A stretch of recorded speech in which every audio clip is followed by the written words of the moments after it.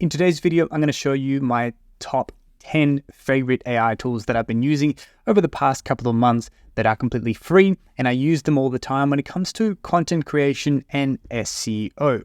All of them are free except one, and that one you only need to pay $1.10 if you want to use it, and it's only a one-time charge because it's pay as you go. My name is Nico. I run an online community called the AI Ranking School Community where we simplify SEO and we teach you on how to maximize SEO with the latest AI tools and automations. So you rank number one, getting you more organic traffic to your website that results in sales or leads or whatever the purpose of your website is. If you're interested in joining a community where you're going to learn all that stuff and get a lot of support, I've got two communities for you. The free version of AI Ranking to get you started if you don't want to commit heavily into something yet. And then once you're ready, you can join us in the premium community where you're going to get full-time support, a lot of premium content and automations there for you. But let's get started right away with our first tool.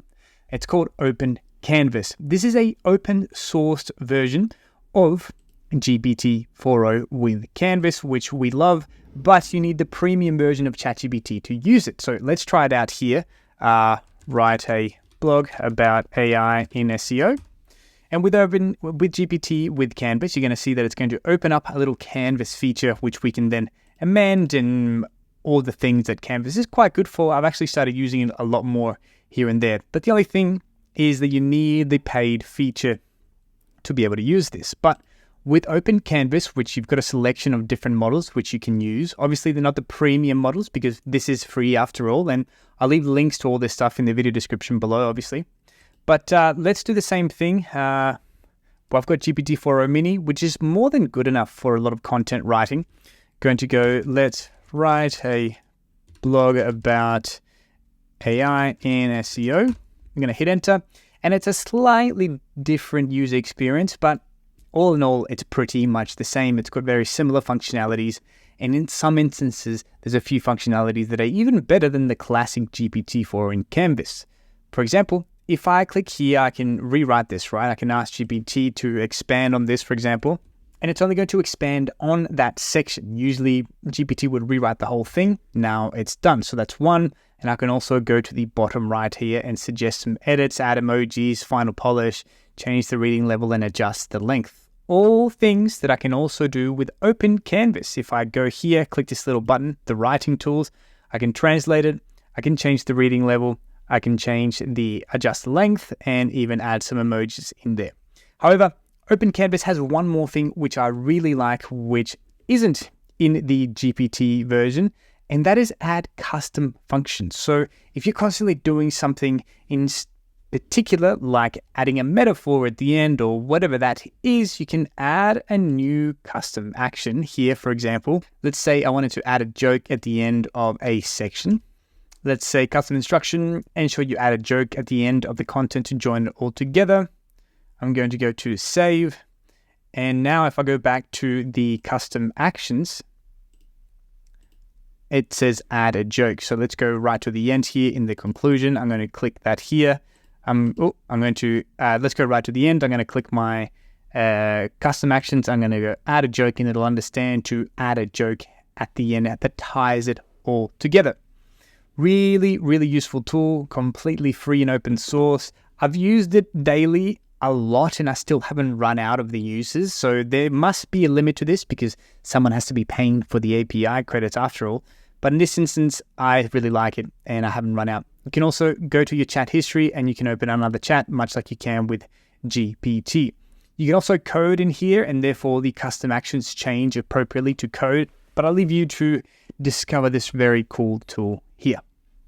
The next one is a much more of an SEO-focused tool. It's a simple one, but it's one that should be used by you if you have a website. That's called GT Metrics. I do have the paid version, but the free version for you is more than enough because it's the same functionalities. You just won't get unlimited calls like I get. Why do we want to use GT Metrics, and what is it? Well, let's say I've got this website here, and I want to make sure that it's good in terms of SEO. One of the big important components, not only of SEO, but of conversion rate optimization, meaning how well it converts, is website loading time speed. The reason why you want to test it in things like GT Metrics or even Page Speed Insights is because the way that you go on your website is vastly different than someone else. If you frequent a certain website a lot, modern browsers like Chrome, even Arc and Firefox, they will save the files of that website that you go on often into your actual device so that next time that you go on that website, it can pull them up a lot quicker. So you think your website loads quick. But when somebody goes onto your website for the first time, they need to call the files from the server, which can mean it's very, very slow. So you need to test it with third-party tools, how quickly your website is loading. So I just loaded it up into GT metrics. It's going to analyze it a little bit and see how quickly or slowly my website is in fact loading. We're then going to get a report, which we can dive deeper into why it's loading slow, and then we can go and attack those and try to fix those. Perfect. So now I've got a little report and it's giving me a C in terms of A, B, C, D, E, F. So C is telling me that I should probably look at why my website is loading a little bit slow. And it even tells you the top issues, the medium issues. If I click the drop down on the top issues, I can see that really it's because I've got a lot of heavy images in there. And even it gives me some advice in terms of I should consider lazy loading, so on and so forth. If you have a website, you really should be doing this test at least once a month, at least in my opinion. Make sure your website is nice and snappy. Is really important. Number 3 is a tool that I very much love. You've probably seen me talk about this, but not enough people use it. If you ever want to know what are all the questions that people are asking within a certain geographical part about a certain keyword, also asked is the way to go. So here, for example, let's do the research for what are people asking about dog training in not United Kingdom. We're going to go to Australia. And I'm going to go to live search. Now, in the free version, you've got 3 live searches a day. And I think really that's more than enough for almost endless content ideas. So this is using the Google FAQ API. It's going through what all the frequently asked questions are related to dog training. Then it places it all in a really easy to understand mind map. So I've got here dog training, and I can look further up here. It's finding the main questions about dog training, and then these sub-questions for that. What are the 5 golden rules for dog training, for example? And then within that, we've got a bunch of different questions here, which I find so helpful. You know, one easy thing to do from an SEO perspective is grab one of these questions and write a blog that answers that question in detail. You're providing a lot of value to the reader because it's a question that's actually being asked in the internet. I'm going to download this as a PNG file. Then I can place that into ChatGPT or whatever you want to do. Really useful tool that doesn't get used nearly enough as it should. The next one is HuggingChat.co. You can make an account. You'll need a GitHub account, but once you do, it is free, by the way. You can test with HuggingChat all of the main open sourced large language models. For example, one of my favorites ones recently of open source models has been the Nematron 70B by NVIDIA. It is an extremely smart language model and it writes very, very well. The reason why I like HuggingChat is because I can try out different models. For example, if I go to the settings icon, I can try all these models here and more as well. But importantly, I can add a system prompt. So for example, I can tell that everything you write, you're going to write it in a metaphor.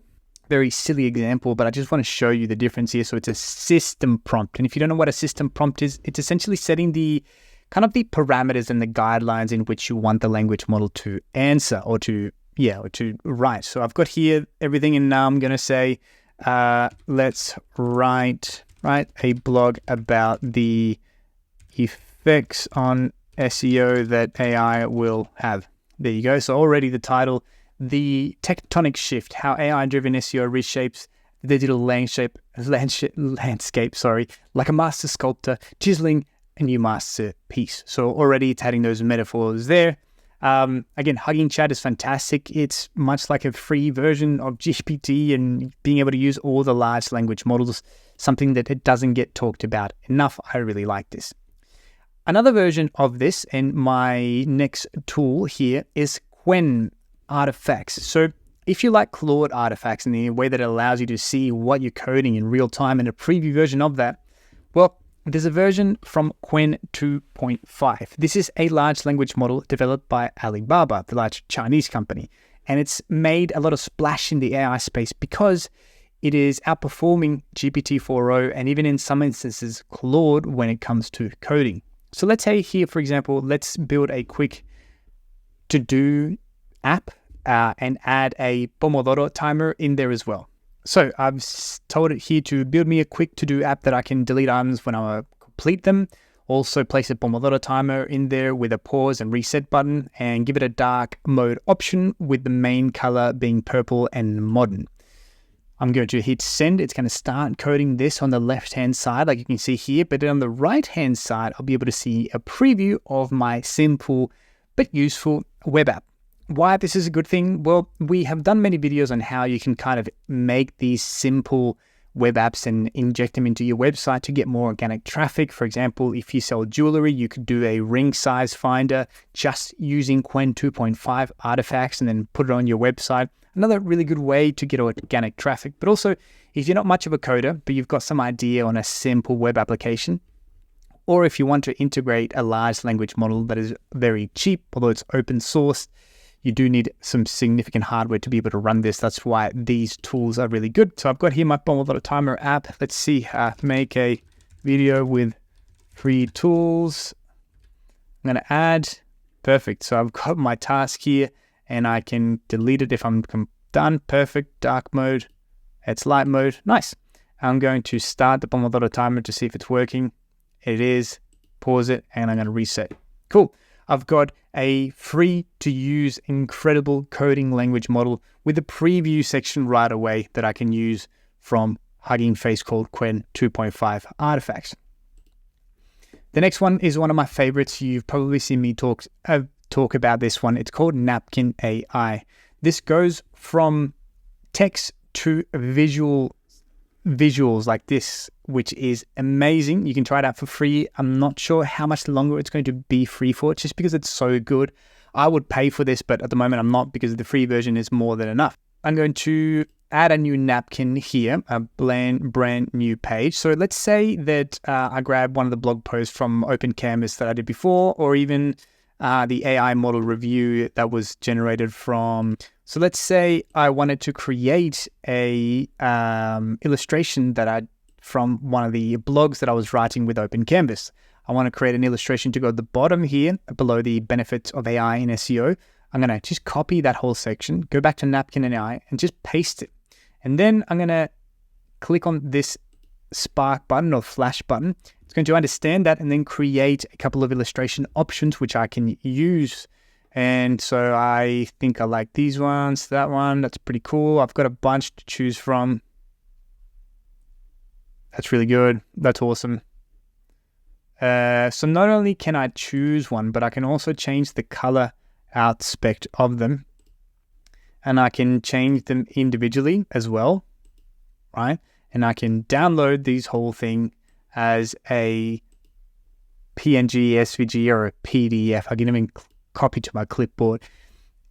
One of the most useful tools that I use all the time that is free. I absolutely love this thing, Napkin AI. I really like it. Just adds a sense of diversity to your content when you're writing blog posts, and it just helps you to get your point across a lot better. I'm a visual learner, so I like to add these things throughout all my blog posts. I really like it. Napkin.ai. I'm sure you've heard about this one, but for those who haven't, I'm glad that I can be the person to introduce this to you. That's called Notebook LM. This was an experimental tool started by Google, and essentially it's a bit of a RAG system. RAG stands for Retrieval Augmented Generation. Essentially, you can train a little chat with certain items, certain information, and it'll only reference that information. You can start a new Notebook LM and you can add a website, you can add a YouTube video, you can just copy text into it. You can even add Google Docs that you have in your drive. I'm going to use an example that has some sources already. So let's go to, I've got a bunch of sources in this one about traveling around the Patagonia. So I can add a source here by pasting a YouTube video or a website link, for example, and then I can ask it questions about this. So what's the best time to travel in Patagonia, for example? This might seem trivial, but then you can add a lot of content from your website. If you're a student, you can add all your notes from your university teachers and then ask it about this.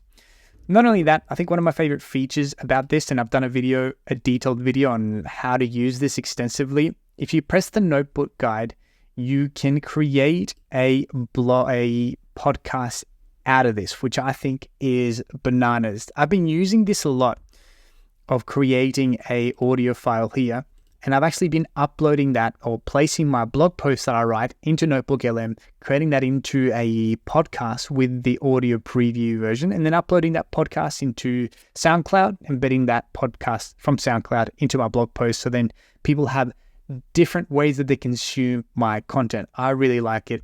There's a bunch more features to Notebook LM. I've actually done a whole video on how you can write a blog post using this tool. I really like it. I'll leave that linked into the video description below. Next, we have a recent one that I really like called Recraft.ai. Recraft.ai really became hugely popular because they released a model called Red Panda, which is still outperforming Flux 1.1 Pro and all of the large image generation models. But they've got this tool called Recraft.ai, and if you sign up with the link below, you'll get more credits than you would normally. So make sure you use that one because it works on a credit system. Not only is it good to create realistic looking images, but to create logos and brands, it is unreal. Let's say, for example, we want to create some images of a bar. We're going to create some images for our social media, as well as a brand for a bar called Bad Llama Bar, for example, right? So I'm going to first create an image of what that would look like. I'm going to go to photorealism, and I'm going to say a male bartender serving a beer in a sports bar to a customer. I'm going to change the aspect ratio and go Recraft. Now, because I've selected photorealism, it's going to look very realistic, but there's a lot of other options that I've got here as well. Let's just wait till the image gets generated. Perfect. Here is a customer serving a beer to someone at a sports bar. I've got a couple of options here. I like this one a little bit better. Perfect. And that one's got too many fingers here. That one looks fine. So here is what this sports bar might look like in the middle. So let's do something else now where let's add, for example, I can edit my image very, very simply. I'm going to add here, going to tell it to add a burger here in the selected area. So we'll see what it comes up with. Now I've got a burger and a bartender serving a drink to a customer at my sports bar called Bad Llama. And now we're going to make a logo for it once this finishes. There is the burger. I can probably fix this a little bit. That's a little bit better. Boom. Now I've got a burger there as well. Let's create a logo for my Bad Llama Bar. I'm going to change here the image style to a vector art. And I'm going to place, say, a logo for a sports bar called Bad Llama, influenced in 90s hip hop, for example. So a logo for a sports bar called Bad Llama needs to be influenced in 90s hip hop. We'll leave it at that. I can also choose the color aspects that I really wanted to follow if I've got something in mind, but I won't select that for now. I just go to Recraft and it's going to generate ideally a logo for me. Perfect. Now I've got a logo, Bad Llama. He's looking pretty groovy. Let's see another one. That looks a little bit better. Bad Llama Bar. He's influencing 90s hip hop. Now, I've got my logo. Here's one more thing that I love the functionalities that this tool can do. It can do a lot more things, but otherwise this video would be 45 minutes if we went through everything. I'm going to remove the background. And while that's removing, I'm going to create a mock-up here of a man wearing a white shirt. I'm going to hit enter, and it's going to create a kind of like a stock image of somebody wearing a white shirt. And then we're going to see some magic happen with our logo. Perfect. So he's wearing a white shirt. Probably should have said a t-shirt, but regardless, this should work anyway. And now I can make my logo a little bit smaller and I can move this around throughout the t-shirt. And it looks so realistic. I love it. Now let's zoom in a little bit. And how good is that? Bad Llama logo on it. There's a bunch more things that this tool can use. I'll leave it to your imagination to find out what we have in here as well. Cool. The next one is very useful, but more from an SEO perspective.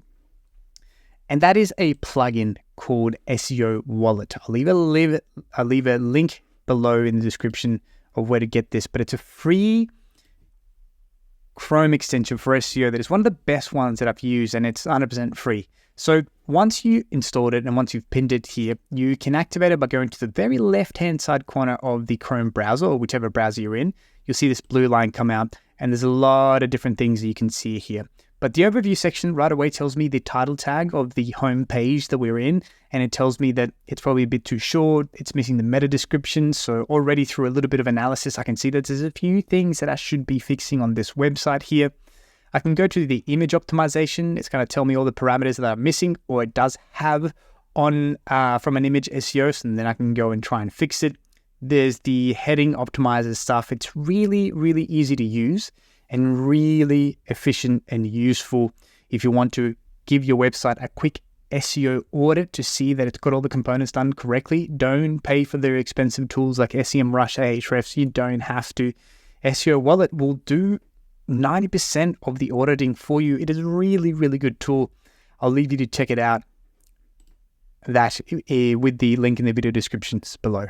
We often get shiny object syndrome with the latest AI tools, and we forget that there are some tools that exist that still do the job fantastically. And for me, that one is Keywords in Sheets. So Keyword in Sheets is a Google Sheet extension that once you install, and I'll leave a link to this below, it'll do keyword research for you. So I've got the extension here, Keyword in Sheets. I'm going to open the sidebar, and I need to remember the codes here for this, but I can see that it's functioning when this little slide out comes out. I've got a lot of credits here because it's a pay-as-you-go type application, which I absolutely love. I don't like subscriptions, and if I can avoid them, I will. So let's say I'm doing a bit of keyword research on dog training within Australia. I'm going to go to this Notion sheet that they've also do for free. I want to see related searches, related keywords. And it's going to give me the formulas that I need to place in here. In this instance, the related keyword, location, and the format. Related keywords for this thing I need to remember. I'm going to go equals related keywords. Going to come up here. And let's go dog training. I'm going to close that, press comma. I'm going to search for it in Australia. Now, depending the search that you're doing, you'll have to write the country name completely or the code. So Australia would be AU. You need to go through the Notion document they provided to be able to understand all that. And then I'm just going to go row and close that and hit enter. It'll start doing search. It's connected to the Google Search API or the Google Ads API. I'm not too sure which one it is, but it's real-time data, which is what you want. And this is the one tool that you might have to pay $1.10 if you need to use it. But the beautiful thing is that you only need to pay for it once. You do your keyword research, and then that's it. And now I've got all of these related keywords that I can kind of go through. See, I've got almost, 1,000 here. Perfect, of keywords that I can go through. One quick tip is to copy the whole thing, and you're going to paste in a special format and go values only. That way, next time you go into this Google Sheet, which you've done your keyword research on, it's not going to reset and ask for another token or waste some credits for you. But now I've got the keyword, the search intent, the average monthly search volume of that keyword in the country that I've selected. In this instance, Australia. The cost per click, the keyword difficulty. In this instance, 1 is very easy and 10 is the hardest, by the way. Each SEO tool has their own standard of what keyword difficulty is, so take it with a grain of salt. But really the data that you want is the keyword, because it gives me a bunch of related keywords to the main one, and then the average monthly search volume.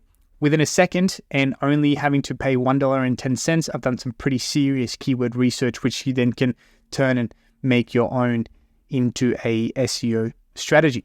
And for good measure, I've got an extra one here, which is Adobe Podcast. This has been out for a little while, but it's completely free. And I actually used it today in this video because there was someone outside mowing the lawn, but you probably didn't even hear that because of this tool. You can export your audio in this and place it in here. If I drop the audio there, it'll take a couple of minutes, it'll enhance it, and it'll remove all of the sound. It'll make your voice absolutely sound so professional, like a studio quality, and that it's free. There is obviously a few limitations with the free version, but I think it's half an hour per day, which is more than enough. My videos don't tend to go for longer than half an hour. And yeah, I really, really like it. I hope you like this video. I hope you found these tools really helpful. If you want to learn how to maximize these tools for your search engine optimization and join a community of like-minded people where you're going to get support, you can join 2 live Q&As a week. And there is other industry experts coming in. We get them to provide conversations and live Q&As to us as well. You should check out our online community. If not, No worries at all. I would appreciate, however, a subscription and a little like to this video if you found this useful. I'll catch you on the next one. Cheers.